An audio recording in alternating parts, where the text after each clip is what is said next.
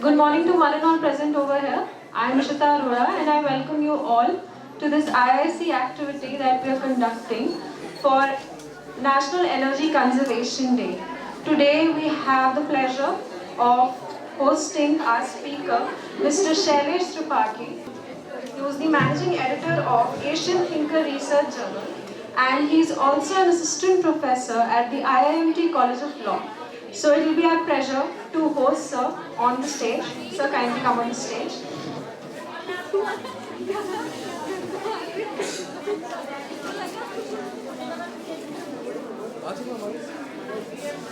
अरे मैं बैठी आगे बैठी।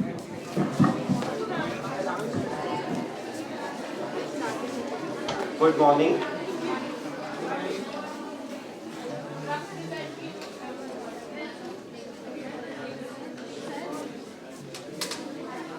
Dear students and my colleagues, faculties, we are celebrating the day as the Energy Conservation Day. Basically, what is the need of this type of day we are celebrating? Basically, something is very important in our life. When we avail our rights, the duties are must. हुआ क्या? जीवन में हम लोग अपना जो एक sustainable development है उसको जब छोड़ने की राह पे आए तो ये प्रॉब्लम बढ़ती गई कि हमको इस तरीके के डे को सेलिब्रेट करने की जरूरत पड़ी।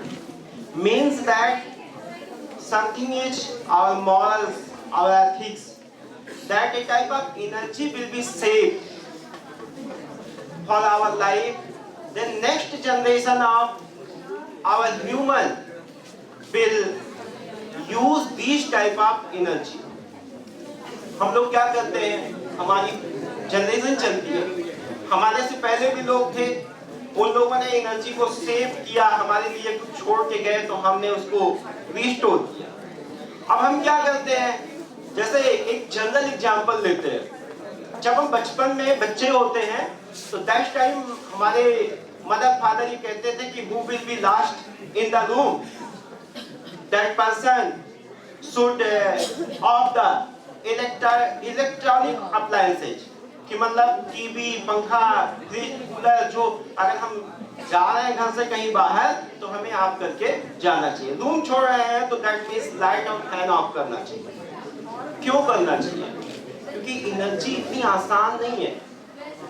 आप बहुत पुराने समय में चले जाइए, अपने ट्रेडिशनल लाइफ में चले जाइए और इंडियन मॉन्क्स जो है उनको फॉलो करिए।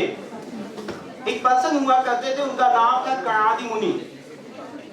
वो कहते थे कि जब बॉडी की एनर्जी खत्म हो जाती है तो हमें बीमारियां घेर लिया करती है।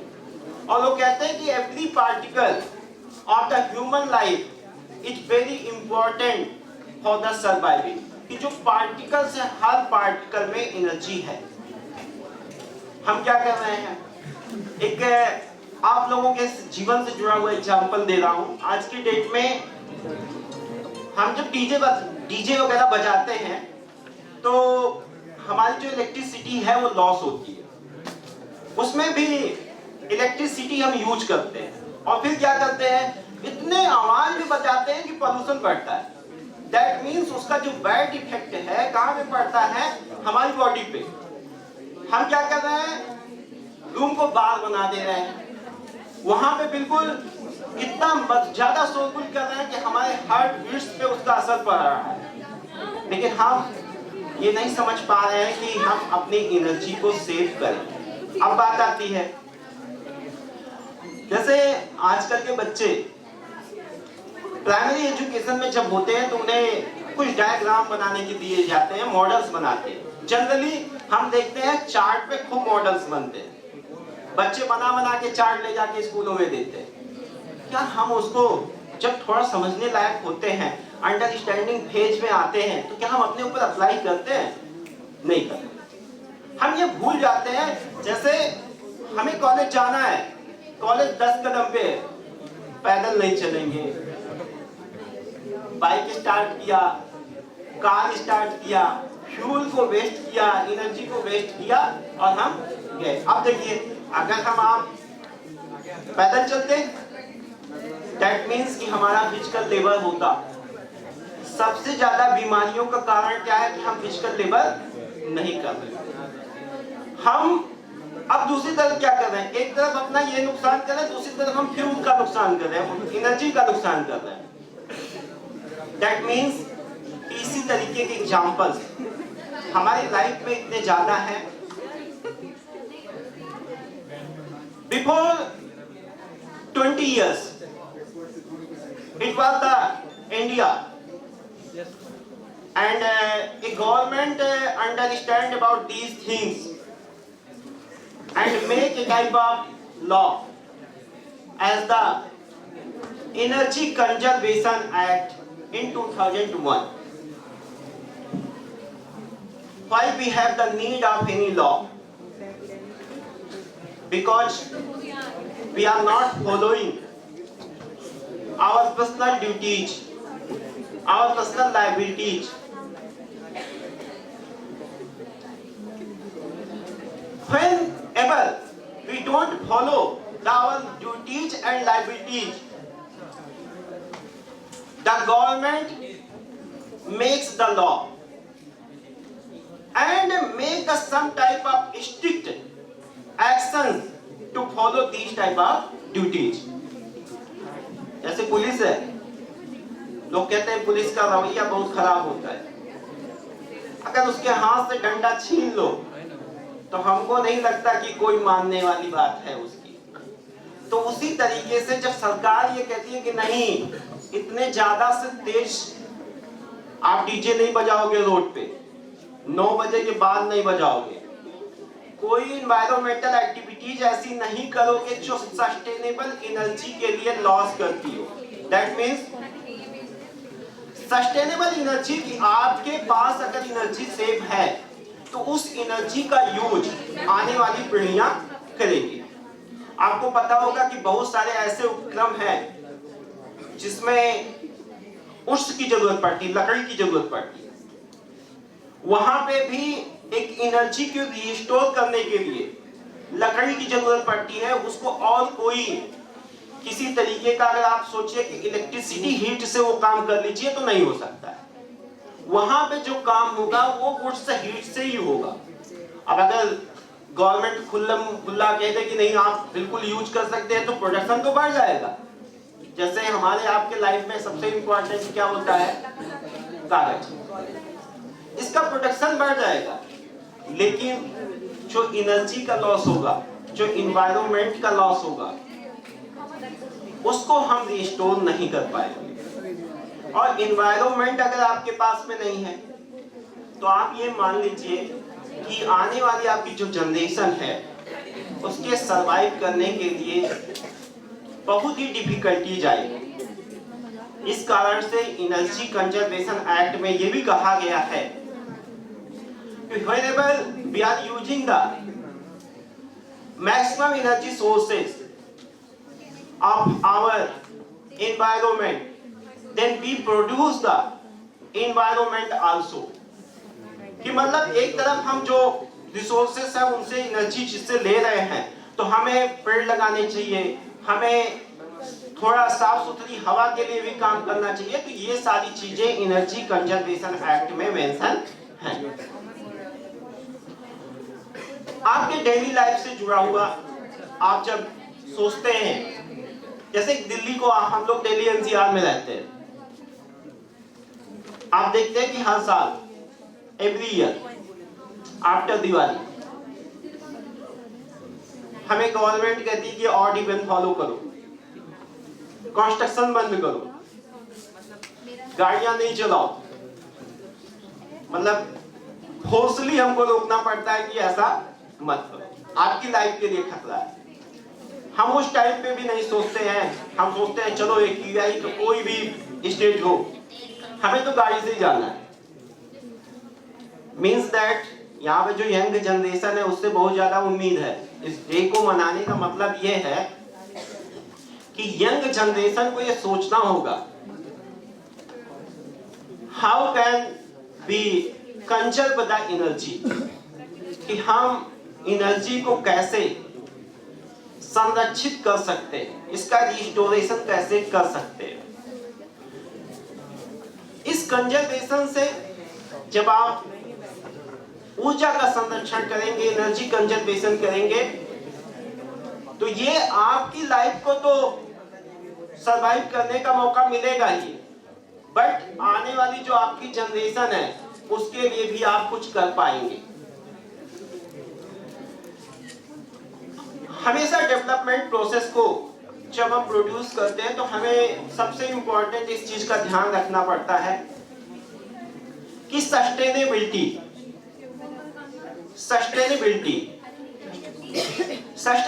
के बारे में बहुत सारे लेक्चर्स होते हैं, आप लोग सुनते भी हैं कि सस्टेनेबल डेवलपमेंट होना चाहिए, but I understand that only 50%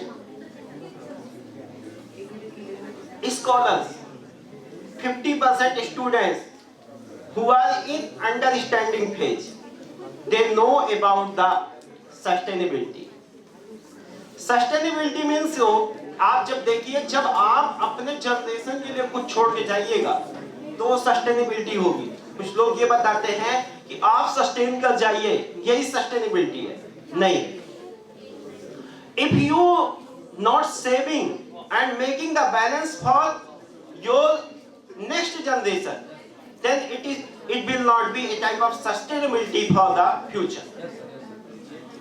अब अगर आप सस्टेनेबिलिटी को लाना चाहते हैं तो हम एनर्जी के, हमारे जो ऊर्जा के मेन सोर्स है, हम लोग क्या यूज करते हैं? Electricity, fuel. इससे हट के हमें उन चीजों को यूज करना होगा जो इन्वायरमेंटल प्रोटेक्टिव हो, कार्बन मोनोऑक्साइड, कार्बन डाइऑक्साइड को कम प्रोड्यूस करते हो और हमारे लिए फिजिकली बेनिफिशियल हो। जैसे मैंने अभी एक एग्जांपल लिया था कि हम लोग व्हीकल का बहुत यूज करते हैं। अब नो डाउट आपके पास रिन्यूएबल एनर्जी मीन्स व्हीकल भी चलेगी और आपके एनर्जी का भी लॉस नहीं होगा और आपका हेल्थ भी अच्छा रहेगा। क्यों? क्योंकि कार्बन मोनोऑक्साइड का प्रोडक्शन नहीं होगा। ऐसे अब हम इस इनोवेशन फेज में जब हम आईआईसी की एक्टिविटी कर रहे हैं तो हम रिन्यूएबल एनर्जी की तरफ बढ़ सकते हैं। अभी आप देख रहे हैं कि बहुत सारे देशों में ऐसा काम हुआ कि सोलर से चलने वाली बसें आई हैं।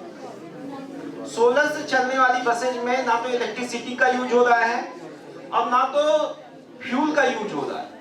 और आपको बताएं, एक समय लोग कहते थे कि थर्ड वर्ल्ड वार क्यों होगा? थर्ड वर्ल्ड वार होगा फ्यूल के लिए। जब इराक, सीरिया, यहाँ सब पे अमेरिका का कब्जा हुआ तो यही कहा जाता था कि थर्ड वर्ल्ड वार होगा फ्यूल के लिए, क्योंकि अमेरिका अपने हैंड में लगातार फ्यूल को कंट्रोल करता जा रहा है। बट नए रिसर्च, नए इनोवेशन, लाइफ में कुछ नया।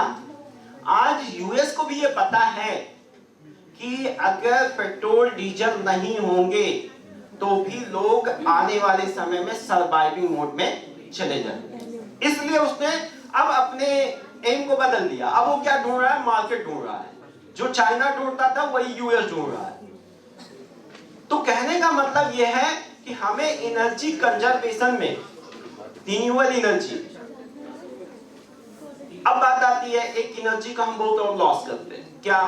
पानी, वाटर बहुत इंपॉर्टेंट है हमारे लिए। लोग कई बार वाटर को ऐसे यूज करते हैं कि जैसे लगता है इसकी कोई वैल्यू ही नहीं है इंडिया। लेकिन मैं आपको बताऊं कि जब वाटर को हम निकालते हैं, मोटर वगैरह का यूज करते हैं कि वाटर कंज्यूम करने के लिए, तो वहां पे भी इलेक्ट्रिक एनर्जी लॉस होती है। और दूसरी चीज, जो वाटर है, वाटर जब आप एनर्जी सोर्सेस पे जाते हैं, मीन्स जब आप इलेक्ट्रिसिटी प्रोड्यूस कर रहे हैं, तो भी वाटर का बहुत बड़ा यूज है। इसलिए हमें अगर एनर्जी कंजर्वेशन पे जाना है, एनर्जी कंजर्व करनी है, तो वाटर पे ध्यान देना होगा, अपने इन्वायरमेंट पे ध्यान देना होगा, ट्री एंड अदर्स पे ध्यान देना होगा, जो अवेलेबल नेचुरल रिसोर्सेस हैं जैसे कोल, कोयला, इन सब चीजों पे भी फोकस करना होगा कि इन सब का देखिए कोयले का यूज ऐसा नहीं कि वो आज खत्म होने वाला है, होगा, लेकिन कहने का मतलब ये है कि हम उसको जब ज्यादा यूज करेंगे तो कार्बन मोनोऑक्साइड ज्यादा प्रोड्यूस होगी, और एक तरफ हम हो सकता है कभी ऐसा भी हो सकता है कि खान बिल्कुल खत्म हो जाए, माइंस खत्म हो जाए, तो हमारे आने वाले जनरेशन के लिए कुछ ना बचे। तो इन सब चीजों पे फोकस होते हुए हमें आने वाले जनरेशन को भी ध्यान में रखना है, खुद को भी ध्यान में रखना है, अपने हेल्थ को भी ध्यान में रखना है, और एनर्जी भी कंजर्व करनी है। अब इसी के साथ आप लोग जैसे बीजेएमसी के स्टूडेंट हैं, और मुझे लग रहा है आप लोग बस जल्दी मार्केट में जाने वाले हैं। मार्केट का मतलब क्या है कि आप अपने लिए कुछ प्रोड्यूस करने को सोच रहे हैं। आपके राइटअप्स और आपके द्वारा की जाने वाले अवेयरनेस,